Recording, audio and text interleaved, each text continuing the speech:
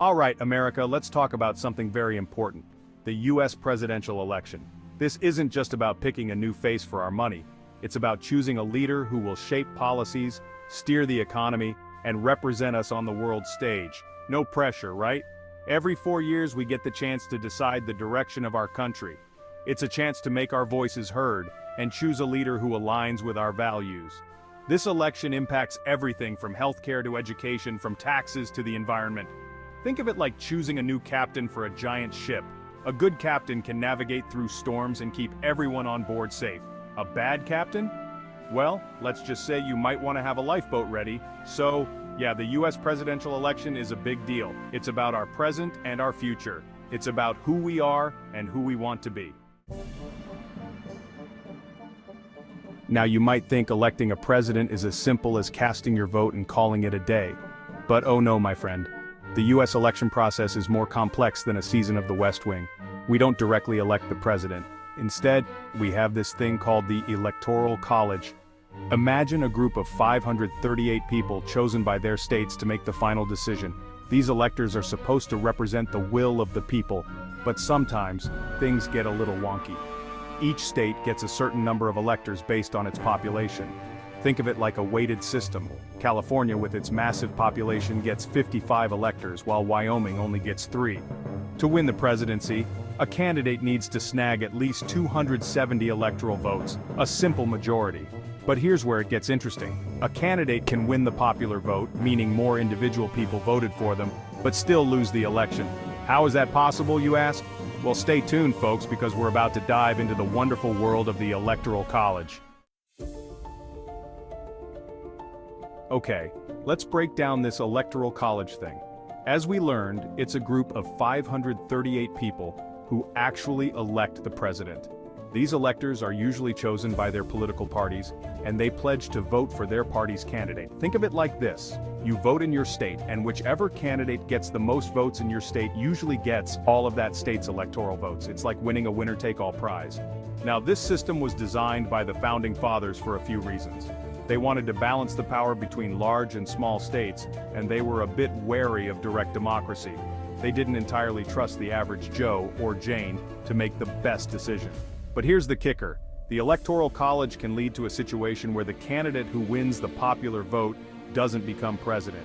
And that, my friends, has happened a few times in US history, causing quite a stir.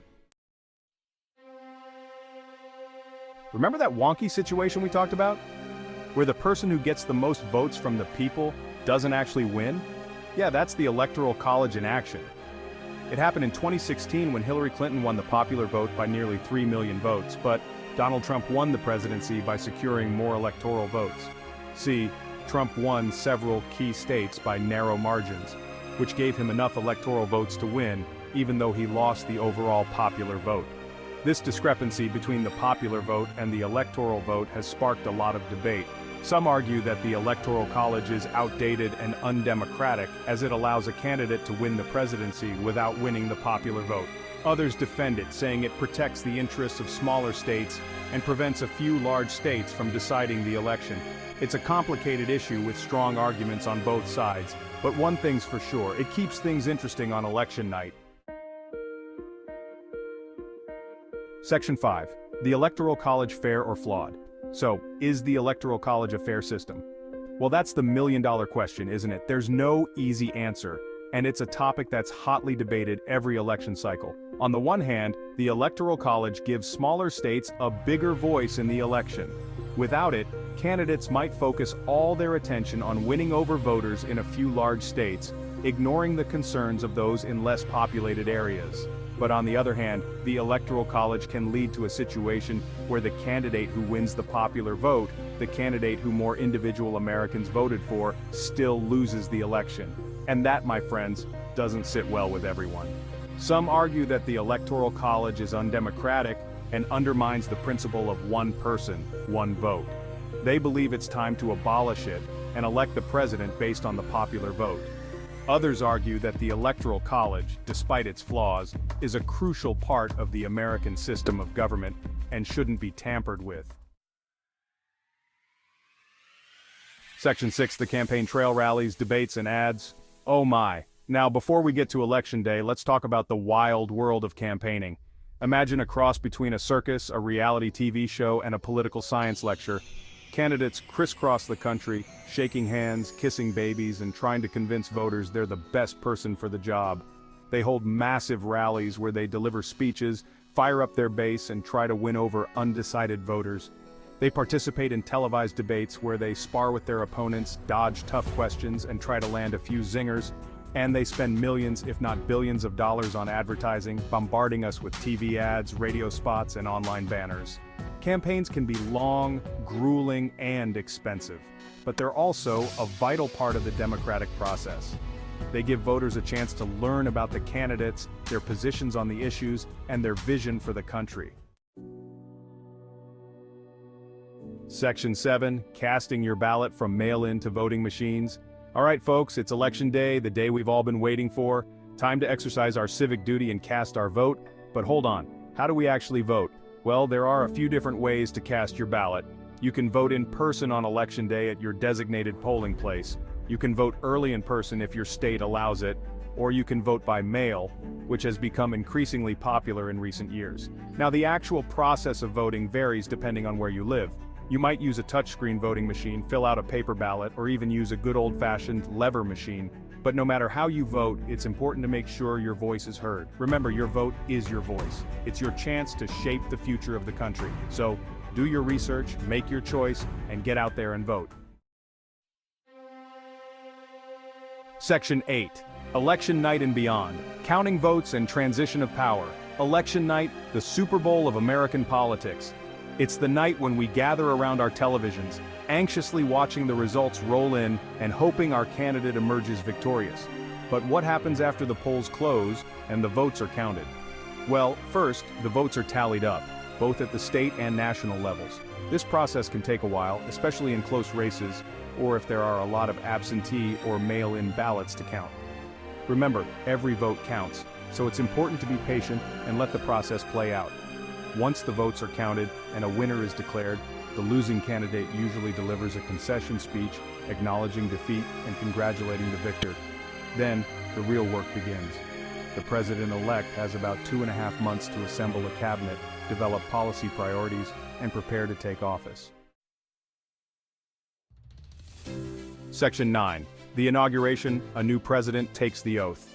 On January 20th, the newly elected president is sworn into office in a grand ceremony known as the inauguration. It's a time for celebration, reflection, and the peaceful transfer of power. The outgoing president typically attends the inauguration, symbolizing the continuity of American democracy. The inauguration ceremony takes place at the U.S. Capitol in Washington, D.C., and is witnessed by millions of people around the world. The highlight of the event is the swearing-in ceremony, where the president-elect takes the oath of office, administered by the Chief Justice of the United States. With their hand on a Bible, the new president solemnly swears to faithfully execute the office of President of the United States and to preserve, protect, and defend the Constitution of the United States. And with those words, a new chapter in American history begins. Section 10.